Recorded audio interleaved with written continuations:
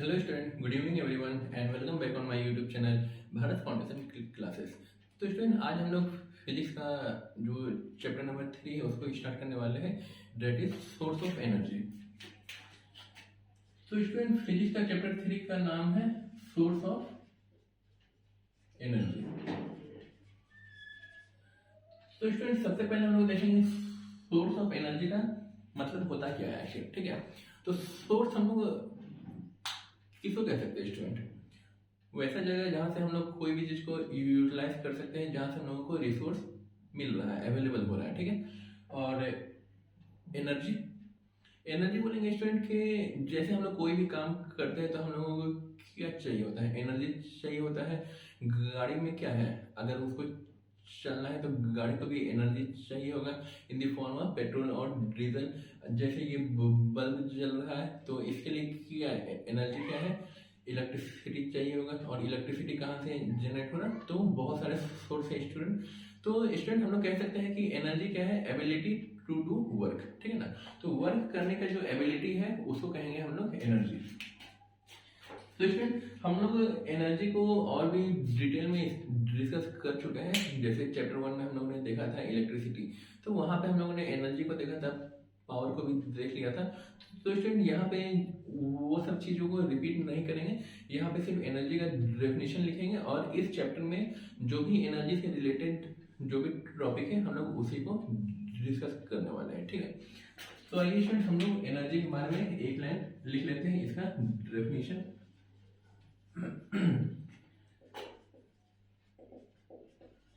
Ability to do work, तो उसको कहेंगे एनर्जी।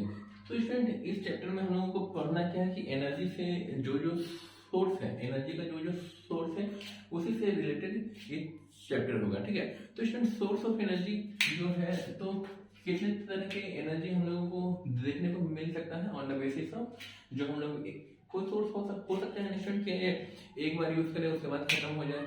कोई सोर्स ऐसा भी हो सकता है कि उसको एक बार यूज करें फिर से उसको थोड़े समय के बाद फिर से यूज कर ले, ठीक है ना। तो कुछ प्रोसेस हो सकता है चार्जिंग वगैरह करके या फिर कोई अदर मीन्स से।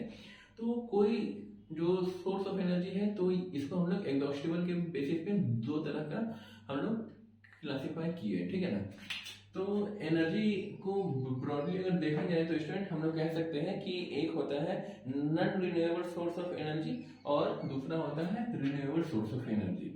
तो स्टूडेंट, इस चैप्टर में हम लोग सिर्फ इसी के बारे में देखेंगे कि it is of two types. तो पहला हो जाएगा student non renewable source of energy और स्टूडेंट दूसरा हो जाएगा renewable source of energy. Student, इसको हम लोग शॉर्ट फॉर्म में लिख देंगे SOE, ठीक है ना, सोर्स ऑफ एनर्जी। बार बार इतना लंबा लिखने की जरूरत नहीं है। तो स्टूडेंट, आइए हम लोग स्टार्ट करते हैं non renewable source of energy आखिर कहते हैं किसको है, ठीक है ना। स्टूडेंट, वर्ड से आपको पता चल रहा होगा कि रिन्यूएबल, रिन्यूएबल का मतलब होता है कि जिसको बार बार अगेन एंड अगेन हम लोग यूज कर सके, ठीक है ना। और नॉन का मतलब बार बार यूज नहीं कर सके। तो स्टूडेंट, कोई तो ऐसा सोर्स हो गया जिसको हम लोग एक बार यूज करें और खत्म हो जाए वो, तो जरूर है। जैसे स्टूडेंट, दो तरह का इसमें एनर्जी आएगा हम लोगों को, ठीक है ना। एक आ जाएगा फॉसिल फ्यूल का और दूसरा आ जाएगा न्यूक्लियर फ्यूल, ठीक है ना। तो स्टूडेंट, फॉसिल फ्यूल में भी बहुत तरह के क्लासिफिकेशन है। तो बेसिकली हम लोग 3 क्लासिफिकेशन करते हैं उसमें। जैसे कोल हो गया, ठीक है ना। तो स्टूडेंट, कोयला जो है उसको एक बार यूज कर लेने के बाद क्या होता है, खत्म हो जाता है, राख उसका बचता है और जो हमारे किसी काम का नहीं आता, ठीक है ना। गांव वगैरह में तो थोड़ा बहुत यूज हो भी जाता है, लेकिन वो क्या है, उसको हम लोग मतलब कि उससे दोबारा से एनर्जी हम लोग नहीं यूटिलाइज कर सकते हैं, ठीक है ना। और स्टूडेंट, रिन्यूएबल सोर्स में क्या आ जाएगा कि जिसको हम लोग बार बार रिन्यू कर सके, ठीक है ना। रिन्यू कर सके तो स्टूडेंट उसमें हो सकता है ना कि जो सोलर एनर्जी है या फिर विंड एनर्जी है या फिर थर्मल एनर्जी है। थर्मल एनर्जी का मतलब हो जाएगा कि जियोथर्मल अर्थ के अंदर भी किया है, बहुत सारा प्लेट्स है, magma है, ठीक है ना। तो उन सभी से क्या हो रहा है कि हीट एनर्जी क्या हो रहा है कि जनरेट हो रहा है, ठीक है ना। तो स्टूडेंट, आइए हम लोग यहाँ से स्टार्ट करते हैं रिन्यूएबल सोर्स ऑफ एनर्जी। पहले इसको ब्रॉडली देख लेंगे कि आखिर ये है क्या, उसके बाद हम लोग इसको स्टडी करेंगे। तो स्टूडेंट आप लोग यहाँ तक नोट कर लीजिए। अच्छा स्टूडेंट इसको यहीं पे हम लोग लिख लेते हैं, ठीक है ना। तो टॉपिक हम लोग दे देते हैं non renewable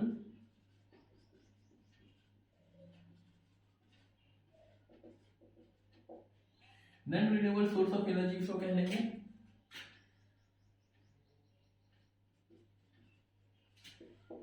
those source of energy which cannot be used again and again। जिसको हम लोग तो वो ऐसा सोर्स ऑफ एनर्जी जिसको हम लोग बार बार यूज नहीं कर सकेंगे, तो उसको कहेंगे हम लोग non renewable source of energy, ठीक है स्टूडेंट। तो स्टूडेंट इसमें क्या क्या आ जाएगा, एग्जाम्पल के तौर पे अगर देखेंगे तो it is further classified into 2 category. तो स्टूडेंट इसमें 2 कैटेगरी है, ठीक है ना। तो पहला कैटेगरी क्या हो जाएगा हम लोगों का फॉसिल फ्यूल, और स्टूडेंट दूसरा हो जाएगा हम लोगों का न्यूक्लियर फ्यूल। तो स्टूडेंट फॉसिल फ्यूल जो है, स्टूडेंट हम लोग फॉसिल फ्यूल को भी डिटेल में स्टडी करेंगे, तो पहले अभी हम लोग इसके बारे में थोड़ा सा लिख लेते हैं, ठीक है ना। तो स्टूडेंट फॉसिल फ्यूल कैसे बनता है नहीं बनता है उसको हम लोग अगले लेक्चर में देखेंगे। तो इसमें क्या क्या आता है वो हम लोग देखेंगे। पहला आ जाएगा कोल, दूसरा आ जाएगा पेट्रोलियम, और नंबर 3 में आ जाएगा स्टूडेंट नेचुरल गैस, ठीक है स्टूडेंट। तो कोल हो गया या फिर पेट्रोलियम हो जाएगा या फिर नेचुरल गैस हो जाएगा स्टूडेंट। तो ये सब क्या है कि हमारा फॉसिल फ्यूल। फॉसिल बोलते हैं स्टूडेंट कि जो भी ह्यूमन बींग्स है या फिर प्लांट्स है या एनिमल है, जितने भी ऑर्गेनिज्म है वो एक न एक दिन क्या होंगे, वो सब क्या है मॉर्टल है। मॉर्टल है मतलब एक न एक दिन कभी ना कभी मरेंगे। तो उनके जो हार्ड पार्ट्स जो बच जाते हैं तो वो क्या होते हैं over a period of time, तो वहां पे क्या होता है कि वो धीरे धीरे क्या होते हैं ब्यूरिड अंडर द अर्थ, और वहां पे क्या होता है स्टूडेंट ऑक्सीजन का सप्लाई बंद हो जाता है।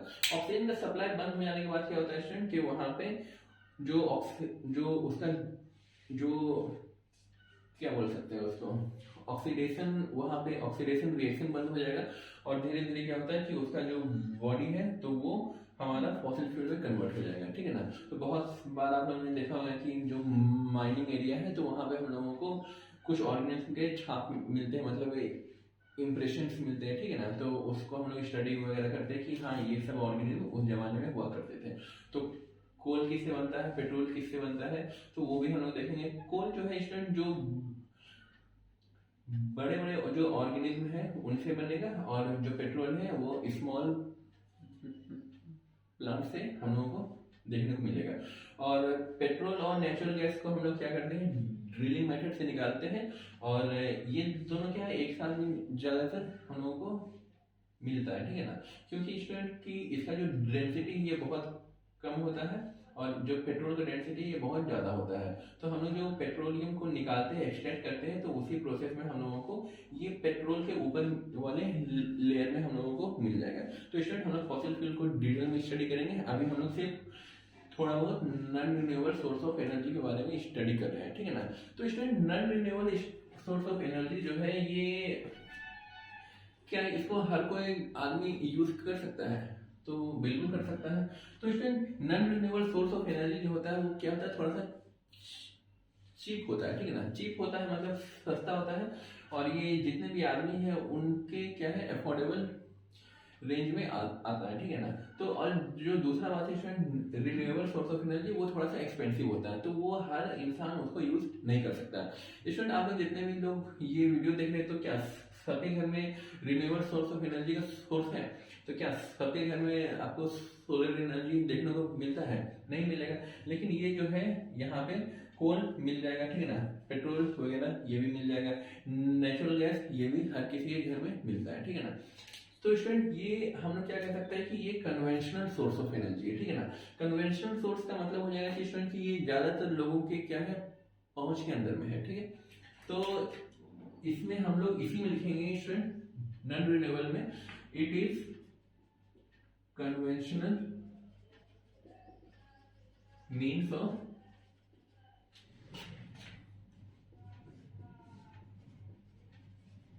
एनर्जी। ठीक है, कन्वेंशनल मीन्स ऑफ एनर्जी है स्टूडेंट। यहाँ पे ब्रैकेट में इसका मतलब लिख लीजिएगा आप लोग के अवेलेबल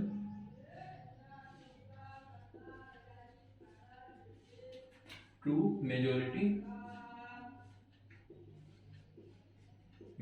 ऑफ पॉपुलेशन।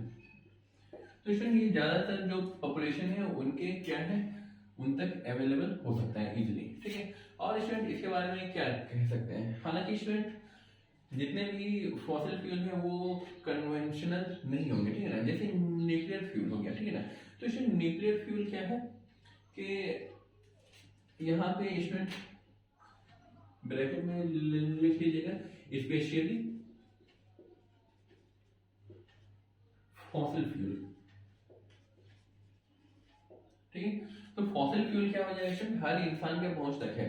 लेकिन न्यूक्लियर फ्यूल ऐसा थोड़ी कि जैसे कोयला हो गया, पेट्रोल हो गया, नेचुरल गैस, ये सब क्या है हम लोग मार्केट में जाके खरीद भी सकते हैं। ठीक है ना, लेकिन अगर न्यूक्लियर फ्यूल जैसे यूरेनियम हो गया, थोरियम हो गया, प्लूटोनियम हो गया, तो स्टूडेंट ये सभी जितने भी रेडियो एक्टिव मटेरियल है, तो ऐसा तो नहीं है कि कोई भी आदमी गया और खरीद के ले आया, बोला कि हमको 100 ग्राम यूरेनियम चाहिए, नहीं ऐसा नहीं होगा। ठीक है ना, तो स्टूडेंट न्यूक्लियर फ्यूल क्या कह सकते हैं हम लोग कि वो non conventional means of energy है। ठीक है ना, तो स्टूडेंट इसको यहीं पे लिख लीजिए आप लोग।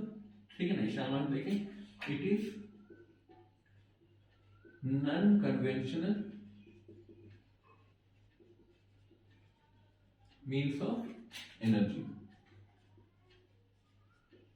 नॉन कन्वेंशनल मतलब इसका उल्टा हो जाएगा, not available to majority of people. ये हर किसी के पास नहीं है, ये ज्यादातर जो कंट्री के जो डिफेंस सिस्टम है ये उसमें यूज होता है। ठीक है ना, तो और स्टूडेंट यहाँ पे ये ऐसा इसमें स्टूडेंट हम लोग क्या है कि थोड़ा बहुत और भी देखेंगे 2-4 पॉइंट, जैसे स्टूडेंट कोल हो गया, पेट्रोल हो गया। ठीक है ना, तो बहुत जगह क्या है कि कोल हम लोग सुनते थे कि यहाँ अवेलेबल है, यहाँ अवेलेबल है। ठीक है ना, तो झारखंड एक स्टेट आप लोगों ने सुना होगा इंडिया में ये, तो इसमें झारखंड में क्या है कि सबसे बड़ा कोयला खदान कहाँ था, रानीगंज के आसपास था। ठीक है ना, शायद ये कोलकाता का है, ये झरिया था। ठीक है ना, तो झरिया में क्या है बहुत बड़ा माइनिंग हुआ करता था, लेकिन अब क्या हो रहा है स्टूडेंट, वहां का कोयला खत्म हो रहा है। ठीक है ना, तो ये कह सकते हैं ना कि ये लिमिटेड अमाउंट में है।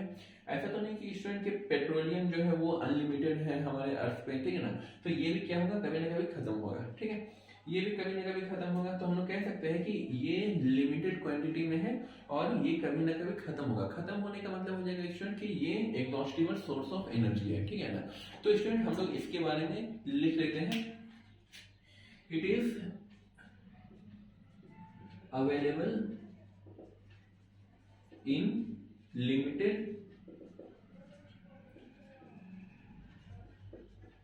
quantity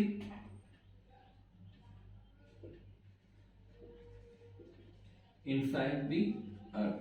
तो स्टूडेंट ये सब कहाँ है, अर्थ के अंदर मिलेगा। ठीक है ना, और हम लोग इसको खोद करके बाहर निकालते हैं। खोद करके बाहर निकालने का मतलब होता है इसको हम लोग माइनिंग से निकालेंगे और इन दोनों को हम लोग ड्रिलिंग मेथड से निकालेंगे। ठीक है ना, तो स्टूडेंट यहाँ पे ये तो खत्म हो रहे हैं, तो हम लोग इसको लिख सकते हैं, since it is limited in quantity so one day it will be exhausted. ठीक है, इट इज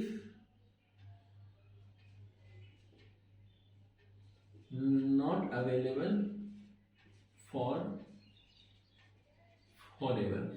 ये फॉर एवर अवेलेबल नहीं होगा, तो यहां पे लिख सकते हैं hence it is an exhaustible source of energy. ठीक है स्टूडेंट, ये क्या है, एग्जॉस्टिबल सोर्स ऑफ एनर्जी है जो कभी ना कभी खत्म होगा। तो स्टूडेंट इनके बारे में बस इतना ही हम लोगों को देखना था, और स्टूडेंट इसको आप लोग लिख लीजिए। इसके बाद हम लोग देखते हैं नॉन रिन्यूएबल हो गया। अब देखेंगे हम लोग रिन्यूएबल सोर्स ऑफ एनर्जी। इसलिए आप लोग इसको जल्दी से नोट कर लीजिए। उसके बाद आज का क्लास सेशन ज़्यादा लंबा नहीं होगा, मुश्किल से आधे घंटे का होगा। ये देखेंगे रिन्यूएबल को देखेंगे और इसके बाद देखेंगे कि फ्यूल होता क्या है और गुड फ्यूल का कैरेक्टरिस्टिक क्या है। इसलिए इसको यहाँ तक नोट कर लीजिए जल्दी।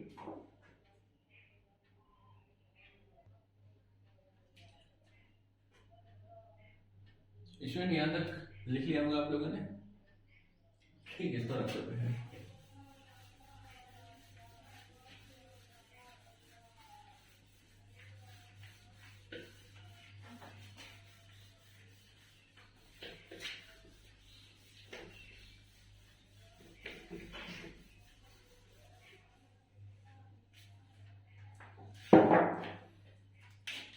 इसमें सेकेंड नंबर में है हमारा रिन्यूएबल।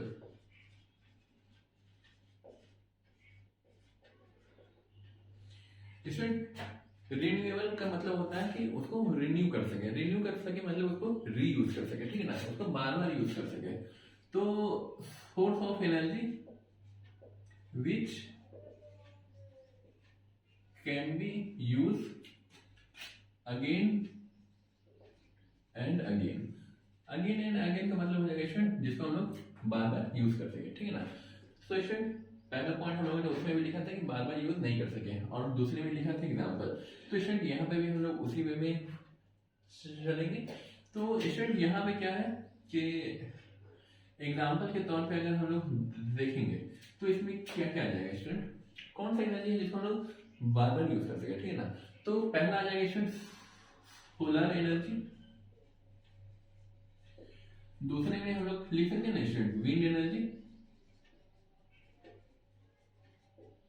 और हवा चल रहा फिर पानी से भी एनर्जी बना सकते हैं स्टूडेंट, उसको हम लोग कहेंगे हाइड्रो एनर्जी। स्टूडेंट हमारे जो सिलेबस में है, हालांकि ये पिछले क्लास में शायद हटा दिया था लास्ट ईयर, तो स्टूडेंट ये इन सबको इंडिविजुअली भी हम लोगों को स्टडी करना है, ठीक है ना। तो हाइड्रो एनर्जी हो जाएगा, अगर और हो जाएगा स्टूडेंट ये शायद हमारे सिलेबस में नहीं है, ठीक है ना। तो जियोथर्मल एनर्जी हो जाएगा, समुद्र से भी कुछ एनर्जी मिलता है स्टूडेंट जिसको हम लोग कह देते हैं टाइडल एनर्जी, ठीक है स्टूडेंट, और एक्सेट्रा। स्टूडेंट ये सब एनर्जी को बार बार यूज कर सकते हैं मतलब, और हाँ स्टूडेंट तो बार बार यूज कर सकते हैं, तो यहाँ पे हो जाएगा ये। और स्टूडेंट ये क्या हर इंसान के पहुंच तक है, तो ये हर इंसान के पहुंच तक नहीं है, ठीक है ना। तो हम लोग इसमें लिख सकते हैं it is non conventional source of energy. ये नॉन कन्वेंशनल है क्योंकि, और हाँ स्टूडेंट पहला बात तो ये थोड़ा सा कॉस्टली होते हैं, दूसरा हम लोग ये कह सकते हैं कि ये हर जगह इजीली अवेलेबल नहीं होते हैं, ठीक है ना, और हर सीजन टू सीजन अवेलेबल नहीं होंगे। जैसे स्टूडेंट जैसे सोलर एनर्जी है, तो सोलर एनर्जी को हम लोग कब यूज कर सकते हैं, गर्मी में यूज कर सकते हैं, और वो भी किस समय, दिन में यूज कर सकते हैं, ठीक ना, जिस समय सन का इंटेंसिटी बहुत हाई रहे, ठीक है, तो उसी समय यूज करेंगे। रात में यूज नहीं होगा, बरसात में यूज नहीं होगा, ठंडी में यूज नहीं होगा, ठीक है ना। तो स्टूडेंट ये क्या है, non conventional source of energy है। और दूसरा इसमें क्या लिख सकते हैं स्टूडेंट, तो स्टूडेंट आप लोग यहाँ पे लिख दीजिएगा कि not available to majority of people because they are expensive. और स्टूडेंट वहां पे हम लोगों ने देखा था कि ये कभी ना कभी खत्म हो जाएगा, ठीक है ना। तो स्टूडेंट ये क्या ये खत्म होने वाला चीज है, तो बिल्कुल है, लेकिन नियर फ्यूचर में तो कभी नहीं, अभी ये अरबों साल और चलेगा, ठीक है ना। तो स्टूडेंट जैसा कि अर्थ जो फॉर्मेशन हुआ था, हम लोग 12 में पढ़ेंगे बिग बैंग थ्योरी के बारे में, तो अप्रोक्सीमेटली 20 बिलियन ईयर एगो, ठीक है ना। तो वहाँ पे एक छोटा सा नेबुलर हाइपोथेसिस है, तो कहा जाता है कि उस समय क्या हुआ था कि यूनिवर्स में जो यूनिवर्स बना है, स्पेस में एक बहुत बड़ा धमाका हुआ था, ठीक है ना। तो उसी से क्या हुआ कि जो कोर पोर्शन है वो सन बना, और जो पेरिफेरल पोर्शन है उससे जो बाकी चीजें हैं, जो सेलेस्टियल बॉडी है, जैसे प्लैनेट हो जाएगा, मून्स हो जाएगा, या सैटेलाइट्स वगैरह है, स्टार्स वगैरह, एस्ट्रॉइड, मेटियोर्स, कॉमेट वगैरह, तो वो सब उन्हीं से बने, ठीक है ना। तो 20 अरब, तो जिस रेट से अभी जो सन में क्या हो रहा है, न्यूक्लियर फ्यूजन रिएक्शन हो रहा है। हालांकि फ्यूजन और फिजन दोनों रिएक्शन क्या हो रहा है, साइमल्टेनियसली हो रहा है वहाँ, ठीक है ना। तो जिस रेट से रिएक्शन हो रहा है तो अभी भी वो कहा जाता है कि 20 बिलियन ईयर तक और वो सनलाइट हम लोगों को अवेलेबल होगा, ठीक है। तो यहाँ पे स्टूडेंट सिंपली हम लोग लिखेंगे it can be use endlessly. हम लोग खत्म हो जाएंगे लेकिन ये सोर्स ऑफ एनर्जी खत्म नहीं होगा, ठीक है। तो they are inexhaustible source of energy, ठीक है स्टूडेंट। ये इनएग्जॉस्टिबल सोर्स ऑफ एनर्जी हो जाएगा। और स्टूडेंट इसमें एक एग्जांपल होता है फॉरेस्ट के बारे में देखेंगे, ठीक है ना। तो स्टूडेंट फॉरेस्ट जो होता है वो क्या जो क्या कह सकते हैं उसको, रिन्यूएबल है या फिर non renewable source of energy है। तो स्टूडेंट बहुत बार ये क्वेश्चन आया भी है और बहुत बार कंफ्यूजन भी हुआ है कि फॉरेस्ट जो होता है स्टूडेंट वो क्या है। जंगल को अगर एक बार हम लोग काट देंगे तो क्या वापस से क्या होगा, वापस से वो जंगल बन जाएगा, लेकिन हम लोगों को लगता है कि एक बार यूज कर लिया अगर वुड को तो हम लोगों को क्या है कि वुड हम लोगों को दोबारा नहीं मिलेगा। बिल्कुल वही वुड दोबारा नहीं मिलेगा, लेकिन उसी प्लेस पे क्या होगा कि 20-25 साल में वापस से जंगल बन सकता है, ठीक है ना। तो स्टूडेंट यहाँ पे एक नोट लिखेंगे हम लोग वुड के बारे में कि it is a renewable source of energy because when cut it can be regrow within a period of 25 to 30 years and can be used again, ठीक है स्टूडेंट। और उसको क्या कर सकते हैं, बार बार मतलब कि बार बार यूज किया जा सकता है। एक बार फॉरेस्ट हो गया तो लकड़ियों को काट दीजिए आप लोग, वो 20-25 साल 30 साल या फिर मैक्सिमम 50 ईयर में वो जंगल वापस से तैयार हो जाएगा, ठीक है स्टूडेंट। अब स्टूडेंट इसके बाद हम लोग को देखना है कि आखिर जो सोर्स ऑफ एनर्जी है वो गुड कब कहलाएगा, ठीक है ना। एग्जाम में यही क्वेश्चन आता है कि which are the source of energy which can be considered as good or bad। तो स्टूडेंट हम लोगों को गुड को देखना है, ठीक है ना। अगर क्वेश्चन आ जाएगा बैड तो उसका आप लोग रिवर्स कर दीजिएगा, ठीक है। रिवर्स का मतलब हो जाता है कि उसका अपोजिट कर दीजिएगा आप लोग, ठीक है। तो स्टूडेंट हम लोग अलग टॉपिक स्टार्ट करने वाले हैं, ठीक है ना, जिसका नाम है कि गुड सोर्स ऑफ एनर्जी किसे कहेंगे, which are good source of energy. तो student good source of energy किसको कहेंगे कि जो इजीली अवेलेबल हो, जो चीप हो, जो जिसको स्टोर करना इजी हो, जिसको एक जगह से दूसरी जगह ले जाना क्या हो, मतलब कि इजीली वो सारे काम हो सके, ठीक है। और स्टूडेंट एक और चीज होता है कि जैसे 1 यूनिट वॉल्यूम में कौन कितना ज्यादा एनर्जी को प्रोड्यूस कर रहा है, ठीक ना। तो जो जितना ज्यादा एनर्जी प्रोड्यूस करेगा तो वो बेस्ट फ्यूल कहलाएगा, सॉरी वो बेस्ट सोर्स ऑफ एनर्जी कहलाएगा, ठीक है। तो स्टूडेंट सबसे पहला पॉइंट हम लोग इसमें लिखेंगे कि which are good source of energy which perform which या फिर which can do large amount of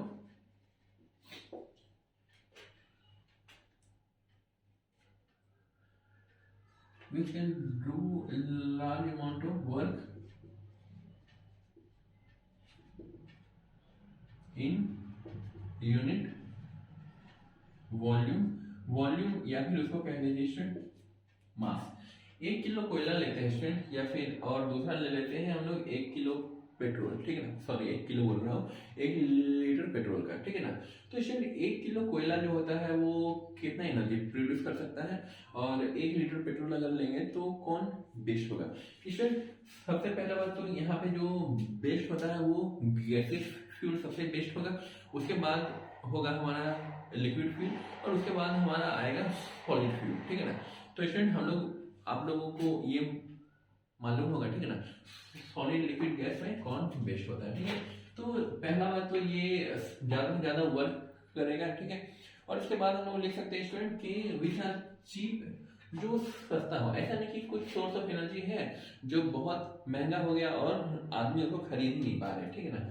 तो हम लोग लिख सकते हैं विच इज या फिर which are cheap and easily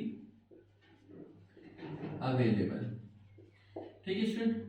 दूसरा लिख सकते हैं कि इजिली अवेलेबल मतलब कि उसको मतलब हर समय क्या हो, मार्केट में अवेलेबल हो, जब जरूरत पड़े हम लोग मार्केट में जाके उसको खरीद सके, ठीक है। और नंबर थर्ड क्या हो जाएगा स्टूडेंट, जिसका ट्रांसपोर्ट करना इजिली हो, which can be easily transported, जिसको हम लोग इजीली क्या कर सके, एक जगह से दूसरी जगह भेज सके। अगर किसी एक रीजन में बहुत ज्यादा है, एक रीजन में क्या हो जाएगा, बहुत शॉर्टेज हो जाएगा। अगर वहां पे शॉर्टेज हो गया तो क्या करेंगे, हम लोग फोन घुमाएंगे और उसको क्या बोलेंगे कि यहाँ पे ये चीज की जरूरत है, उसको जल्दी से ट्रांसपोर्ट में लगा दो। तो क्या होगा स्टूडेंट कि जो अगर गुड सोर्स ऑफ एनर्जी होगा तो वो इजिली हम लोगों के पास आ जाएगा, और जो बैड सोर्स होगा जो इजिली आ नहीं सकेगा, ठीक है। तो स्टूडेंट अगला क्या कर सके कि ऐसा नहीं होना चाहिए स्टूडेंट के जो सोर्स ऑफ एनर्जी है उसको यूज ही हम लोग नहीं कर पाए, मतलब अच्छे से हैंडल नहीं कर सके। तो गुड सोर्स ऑफ एनर्जी हम लोग ये कह सकते हैं कि which can be handle easily, ठीक है ना, जिसको हैंडल करना इजी हो, बहुत ज्यादा उसका स्ट्रक्चर जो हो वो कॉम्प्लेक्स ना हो, ठीक है। तो student which can be handle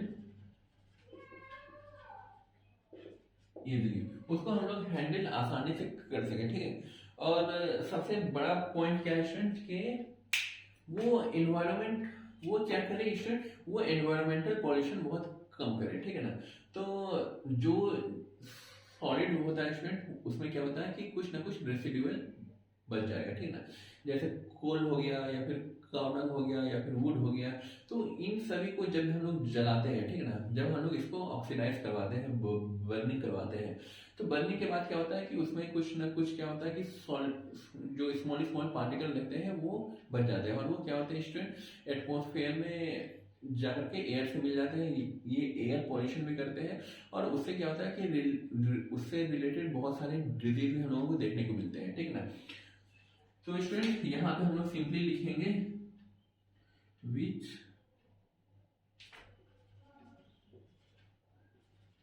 which cannot produce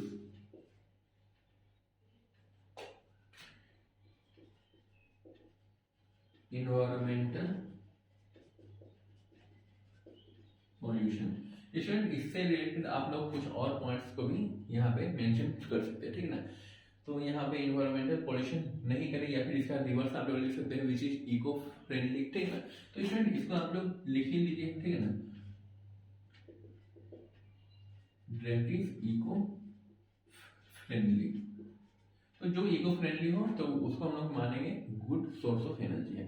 तो स्टूडेंट तो सोर्स ऑफ एनर्जी जो मिल रहा है वो कैसे मिल रहा है, तो किस फॉर्म में मिल रहा है, वो हम लोग अभी स्टडी करने वाले हैं, ठीक है ना। अभी हम लोग स्टडी करेंगे फ्यूल के बारे में, थोड़ा बहुत देखेंगे इसमें, और फ्यूल का जो कैरेक्टरिस्टिक है वो, और उसके बाद आज की क्लास ओवर। स्टूडेंट आप लोग इसको जल्दी से नोट कर लीजिए।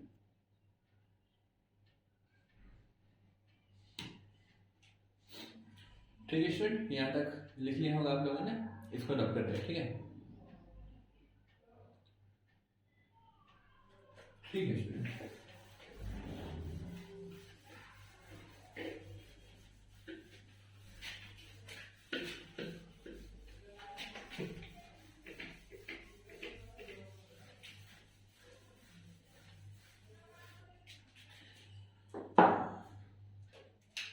अब स्टूडेंट हम लोग स्टार्ट करने वाले हैं एक नया टॉपिक जिसका नाम है फ्यूल। तो स्टूडेंट बायो के जो चैप्टर हम लोगों ने स्टार्ट किया था न्यूट्रिशन रिलेटेड, तो उसमें हम लोगों ने देखा था फ्यूल को, देखा था कि फ्यूल क्या है जिससे एनर्जी हम लोगों को मिलता है, ठीक है ना। तो फ्यूल ऐसी एनर्जी हम लोगों को मिलेगा नहीं, उसका क्या होता है ऑक्सीडेशन होता है। ऑक्सीडेशन का मतलब हो जाता है कि वो रिएक्ट करेगा इन प्रेजेंस ऑफ ऑक्सीजन, ठीक है ना। Oxidation is related to oxygen से रिएक्शन, ठीक है। तो स्टूडेंट हम लोग अब आगे देखने वाले हैं कि जो एनर्जी होता है तो उसको हम लोग क्या बोलते हैं कि सबसे पहले हम लोग इसको डिफाइन कर देते हैं, ठीक है ना। Substance which produce heat energy, ठीक है ना। इसमें हम लोग कोई भी चीज को जलाते हैं तो थोड़ा बहुत लाइट एनर्जी भी प्रोड्यूस होता है, लेकिन हम लोगों का मकसद ये नहीं है कि उसमें लाइट एनर्जी प्रोड्यूस हो फ्यूल से, ठीक है ना। तो हम लोग को जो मेजर में मिलेगा हम लोग उसको देखेंगे। तो substance which produce heat energy on burning, burning का मतलब हो जाएगा student oxidation in presence of O2 gas. अब स्टूडेंट आप लोगों को पता हुआ है कि ऑक्सीजन क्या है कि बर्निंग में हेल्प करता है, ठीक है ना, और कार्बन डाइऑक्साइड बर्निंग में हेल्प नहीं करता है, ठीक है ना, वो कंबशन को रोकने में हेल्प करता है, ठीक है ना। इसीलिए तो बहुत बार अगर कभी आदमियों को आग लग जाता है उनके कपड़े में तो क्या करते हैं हम लोग उसको किसी कंबल वगैरह से ढक देते हैं, ठीक है ना। कंबल से उसको ढकने का मतलब हो जाता है कि ऑक्सीजन का जो सप्लाई है वो बंद हो जाएगा, ठीक है ना, और ऑक्सीजन का सप्लाई नहीं होगा तो वो आग धीरे धीरे बुझ जाएगा, ठीक है। तो स्टूडेंट हम लोगों को वो अभी देखना नहीं है, हम लोगों को फ्यूल से रिलेटेड कोई चीज देखना है, ठीक है ना। तो स्टूडेंट फ्यूल क्या हो जाएगा कि कोई भी चीज जिसको हम लोग बर्न करने पे हम लोग को हीट एनर्जी मिले उसको कहेंगे हम लोग फ्यूल, ठीक है। और स्टूडेंट यहाँ पे हम लोग फ्यूल को देख लेते हैं कि 3 टाइप होंगे फ्यूल के, ठीक है ना। It may be solid, liquid and gases. Solid भी होगा, लिक्विड भी होगा और गैसेस भी होगा, ठीक है ना। तो स्टूडेंट गुड फ्यूल का कैरेक्टरिस्टिक में हम लोग देखेंगे कि सॉलिड क्या है, सबसे बेकार सा होता है। क्यों होता है बेकार सा? तो क्योंकि इसमें बहुत सारा रेसिड्यूल बचता है और उससे उतना कैलोरीज नहीं मिलता, ठीक है ना। तो स्टूडेंट यहाँ पे हम लोग लिख सकते हैं ना कि फ्यूल को जलाने पे ही हम लोगों को एनर्जी मिल रहा है, मतलब कि फ्यूल में एनर्जी स्टोर होता है। फ्यूल में एनर्जी जो स्टोर होता है तो वो किस अमाउंट में रहता है? तो स्टूडेंट हम लोग क्या है 1 लीटर पेट्रोल क्या रहता है 1 बोतल में आ जाता है, लेकिन उससे क्या होता है कि हम लोग बहुत सारी उसको अगर हम लोग बर्न करेंगे, अगर उसको जमीन पे रख देंगे तो बहुत सारा आग हम लोगों को मिल जाएगा, ठीक है ना। तो बहुत सारा आग मिल रहा है मतलब कि वो छोटे से ही पैकेट में क्या है बहुत सारा मतलब कि एनर्जी छुपा हुआ है। छुपा हुआ एनर्जी है मतलब कि वो हाईली कंसंट्रेटेड फॉर्म में रहता है, ठीक है ना। तो फ्यूल में क्या हम लोग लिख सकते हैं, fuel is the concentrated store house of energy, ठीक है स्टूडेंट। तो वो एनर्जी उसमें क्या रहता है कंसंट्रेटेड फॉर्म में स्टोर रहता है, ठीक है। अब स्टूडेंट हम लोग ऐसा तो नहीं होता है कि कोयला रखा हुआ है या फिर पेट्रोल रखा हुआ है वो अपने आप क्या हो गया आग लग गया और वो जल गया, ठीक है ना। तो हम लोग क्या करते हैं उसमें कुछ ना कुछ मिनिमम एनर्जी सप्लाई करते हैं, ठीक है ना। तो स्टूडेंट इस फ्यूल को स्टडी करने के लिए क्या है 2 क्राइटेरिया है हम लोग के पास। पहला हम लोग देखेंगे क्या चीज कि फ्यूल से ही कैलोरीज को देखेंगे। स्टूडेंट आप लोगों ने कैलोरीज वर्ड सुना होगा, आप लोग जो भी चीज खाते पीते हैं तो उसमें पैकेट के पीछे लिखा रहता है कि कैलोरीज इतना कैलोरीज मिलेगा, या फिर अगर आप लोग हाई स्टैंडर्ड में है इस वक्त तो आप लोगों को मालूम होगा कि एक रूरल एरिया में कितना कैलोरीज होता है, मेल का क्या है फीमेल का क्या है, ठीक है ना। अराउंड 2000 जो होता है वो कैलोरीज हम लोगों को एक दिन में खाया जाता है, खाना चाहिए, ठीक है ना। और अगर जो व्यूअर्स एक्सरसाइज कर रहा है या फिर जो हार्ड वर्किंग है वो क्या है 2500 से 3000 कैलोरीज उसको एक दिन में फीड करना चाहिए, ठीक है ना। तो हम लोग जो भी चीज हम लोग खा रहे हैं जैसे रोटी खा रहे हैं, चावल खा रहे हैं या फिर कोई भी चीज खा रहे हैं हम लोग, तो उसमें क्या होता है कि उस हर बाइट में क्या मिलता है कि उसमें पहला बात तो वो ऑर्गेनिक कंपाउंड रहा, ठीक है। ऑर्गेनिक कंपाउंड है मतलब कार्बन और हाइड्रोजन तो रहेगा ही रहेगा, तो उसी से के बॉन्ड में क्या होता है स्टूडेंट एनर्जी छुपा हुआ रहता है। तो हम लोग खाते पीते हैं तो उसको क्या करते हैं वहां पे जाकर के जो डाइजेस्टिव सिस्टम है तो उससे क्या होता है कि एनर्जी वगैरह निकाल लिया, ठीक है ना। तो सबसे पहले तो ब्लड में गया, विली एब्जॉर्ब कर लिया, हमारे सेल में पहुंचा, सेल में माइटोकॉन्ड्रिया लिया, वहां से एटीपी के फॉर्म में एनर्जी बन गया, फिर उसको यूटिलाइज करते हैं। तो कैलोरीज क्या है स्टूडेंट के 1 यूनिट जो जो भी फ्यूल है उससे कितना कैलोरीज एनर्जी रिलीज हो रहा है, ठीक है ना। तो उसको कहेंगे हम लोग कैलोरीज, मतलब कि amount of energy release when 1 unit of fuel is oxidize. तो एक यूनिट फ्यूल को ऑक्सीडाइज करने में, उसको कंप्लीटली बर्न करने में हम लोगों को कितना एनर्जी रिलीज हुआ उसको कहेंगे हम लोग कैलोरीज, ठीक है ना। और कैलोरीज को हम लोग नापते कैसे स्टूडेंट, कैलोरी मीटरी, ठीक है ना। तो कैलोरी मीटर में हम लोग क्या करते हैं कि उस कैलोरीज को नापते हैं। तो स्टूडेंट हम लोग यहाँ पे लिख देते हैं कि amount of energy released on complete combustion 1 unit का मतलब हो जाएगा student 1 kg of fuel in presence of oxygen. तो स्टूडेंट ऑक्सीजन के प्रेजेंस में ही होगा। और स्टूडेंट ऑक्सीजन के प्रेजेंस में दो तरह का रिएक्शन हो सकता है, ठीक ना। एक होता है एरोबिक और दूसरा होता है एनारोबिक। एनारोबिक में के केस में आप लोगों ने पढ़ा होगा कि इन एब्सेंस ऑफ ऑक्सीजन, ठीक ना। तो स्टूडेंट एब्सेंस ऑफ ऑक्सीजन में कोई रिएक्शन मतलब कि वो होता नहीं, ठीक ना। तो थोड़ा बहुत ऑक्सीजन यूज होता है, ठीक ना। तो वहां पे ऑक्सीजन का कंसंट्रेशन बहुत कम यूज होता है, मतलब कि लिमिटेड क्वांटिटी में यूज होता है, ठीक है ना। तो यहाँ पे क्या होगा, इन प्रेजेंस ऑफ ऑक्सीजन का मतलब हो जाएगा कि एक्सेस सप्लाई ऑफ ऑक्सीजन, ठीक है ना। तो जिसमें ज्यादा कैलोरीज निकलेगा तो उसमें क्या होगा कि वो उसमें मतलब कि जिसका कैलोरी वैल्यू ज्यादा होगा वो अच्छा फ्यूल माना जाता है, ठीक है। और इसी से रिलेटेड है स्टूडेंट एक क्या बोलते हैं उसको, इग्निशन टेम्परेचर। आप लोगों ने इसको भी पढ़ा होगा। तो स्टूडेंट इग्निशन टेम्परेचर भी लिख देते हैं हम लोग। स्टूडेंट इग्निशन का मतलब होता है इग्नाइट करना। इग्नाइट करने का मतलब होता है कि स्पार्किंग, ठीक है ना। तो स्टूडेंट थोड़ा सा क्या होता है, चिंगारी जरूरत होता है। चिंगारी का मतलब हो गया कि थोड़ा सा जो एनर्जी जो हम लोग पहले सप्लाई करते हैं, ठीक है ना। ऐसा नहीं होता है कि कोयला रखा हुआ है वो अपने आप जल गया, ठीक है ना। जैसे आप लोगों के घर में क्या होगा, जो गैस सिलेंडर होता है पहले क्या करते हैं, उसके रेगुलेटर से उसको ऑन करते हैं। रेगुलेटर ऑन करने के बाद जो गैस वाला रहता है जो चूल्हा, तो वहां पे एक नॉब लाइक स्ट्रक्चर रहता है, उसको हम लोग रोटेट करते हैं। रोटेट करने के बाद क्या होता था स्टूडेंट, पहले जमाने में ऐसा स्टोव होता था, मतलब क्या बोलते हैं उसको, कुछ बोलते हैं। तो उसको हम लोग क्या करते थे कि थोड़ा सा उसको दबा देते और यहाँ अंदर से क्या होता था, स्पार्किंग जनरेट होता था। वही स्पार्क क्या है कि काफी है कि उस गैस को जलाने के लिए, ठीक है। आजकल तो ऐसा आ गया है कि आप ऑन करिए और वो अपने आप आग लग जाएगा, ठीक है ना। तो स्टूडेंट हो सकता है कि वहां पे कुछ ना कुछ ऐसा होगा, जैसे माचिस आप लोगों ने देखा होगा। माचिस का जो तिल्ली को क्या करते हैं हम लोग, उसमें रगड़ते हैं तो वहां पे क्या होता है स्टूडेंट, फ्रिक्शन से हीट जनरेट हुआ और उसमें केमिकल भी होता है, ठीक है ना। तो बेसिकली वहाँ पे फॉस्फोरस होता है स्टूडेंट, और फॉस्फोरस का जो इग्निशन टेम्परेचर वो बहुत लो होता है। तो उतना काफी है कि एक बार अगर अच्छे से उस पर रगड़ देते हैं हम लोग, जो केमिकल्स होता है उस पर, तो वहाँ पे आग पकड़ सकता है। तो स्टूडेंट यहाँ पे इग्निशन टेम्परेचर का मतलब हो जाएगा कि मिनिमम अमाउंट जो हम लोग heat, minimum amount of heat which are supplied to the fuel before it starting combustion. तो जलने से पहले जो भी एनर्जी हम लोग उसको सप्लाई किए उसको कहेंगे इग्निशन टेम्परेचर। दैट इज, या फिर स्टूडेंट हम लोग ये भी कह सकते हैं कि मिनिमम टेम्परेचर रिक्वायर्ड, ठीक है, या फिर supply, minimum temperature supply before या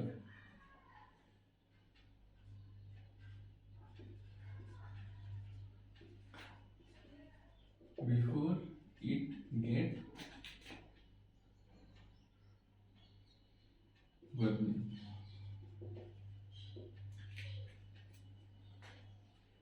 तो उसको जलाने से पहले क्या होता है स्टूडेंट, हम लोग जो मिनिमम टेम्परेचर को सप्लाई करते हैं तो वो हो जाता है हम लोगों का ignition temperature.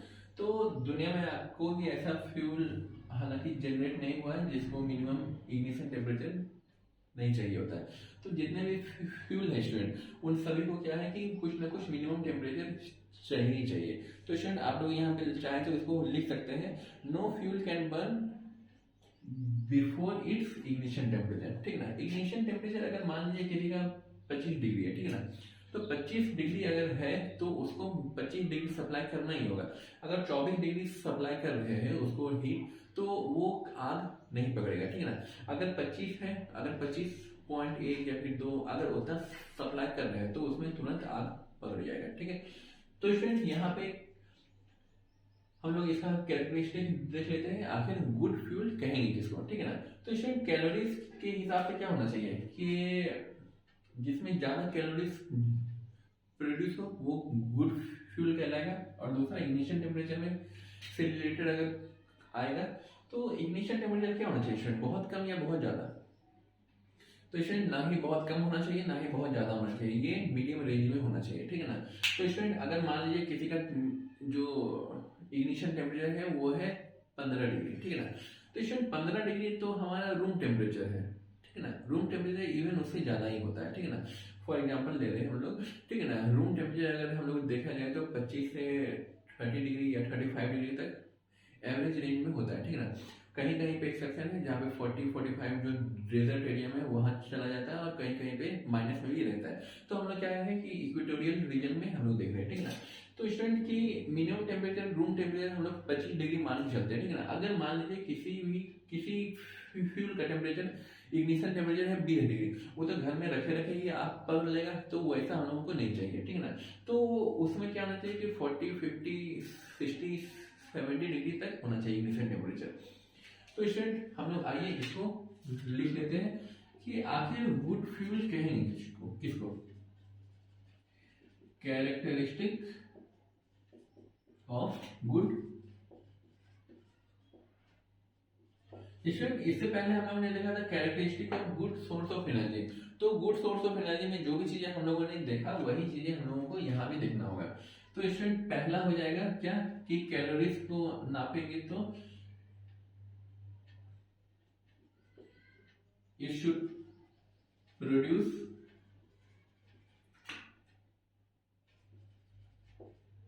large amount of energy that is having high calorific values। तो इसमें सबसे ज्यादा जो कैलोरिक वैल्यूज है वो किसका है, हाइड्रोजन फ्यूल का है। ठीक है ना, स्टूडेंट हाइड्रोजन फ्यूल का कैलोरिक वैल्यू बहुत ज़्यादा होता है और हालांकि अभी उसको हर जगह अवेलेबल नहीं हो पाया है, लेकिन सबसे ज़्यादा वैल्यू हाइड्रोजन गैस में होता है। और स्टूडेंट पहला तो लिख लीजिए कि जो लार्ज अमाउंट ऑफ हीट या फिर लार्ज अमाउंट ऑफ एनर्जी को प्रोड्यूस करे।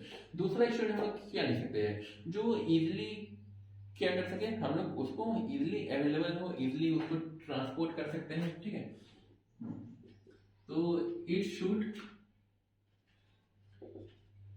be easily available and easy to transport and easy to handle। इसमें 3 पॉइंट हम लोग इसमें लिख दिए ऐड करके। ठीक है ना, तो वो क्या जाए स्टूडेंट इजिली हम लोग उसको हैंडल कर सके। ठीक है, और स्टूडेंट इसको क्या लिख सकते हैं, इग्निशन टेम्परेचर के बारे में अगर देखा जाए तो प्रॉपर इग्निशन टेम्परेचर होना चाहिए। ठीक है ना, it should have proper ignition temperature that is neither too low nor too high. बहुत ज्यादा कम भी नहीं होना चाहिए स्टूडेंट कि वो रखे रखे आप पकड़ लें, और बहुत ज्यादा हाई भी नहीं होना चाहिए कि उसको जलाने के चक्कर में हमारे अंदर जितना भी एनर्जी है वो सब खत्म हो जाए। ठीक है ना, उतना हाई भी नहीं होना चाहिए। और स्टूडेंट और इसके बारे में क्या लिख सकते हैं कि वहां पे हम लोगों ने देखा था कि वहां पे क्या देखा था, हाँ, एनवायरमेंटल पॉल्यूशन क्रिएट नहीं करना चाहिए। ठीक है ना, तो स्टूडेंट यहाँ पे लिख सकते हैं it should be eco friendly that is do not produce environmental